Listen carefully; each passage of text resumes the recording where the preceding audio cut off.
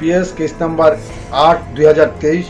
এই কেসে দুইজন আসামি কৃষ্ণকমল দাস এবং সরোজ দাস নামে দুজনকে মাননীয় judicial magistrate first class Purbi Jamatia ম্যাডামের কোর্টে প্রেরণ করে with a prayer for 5 days police remand.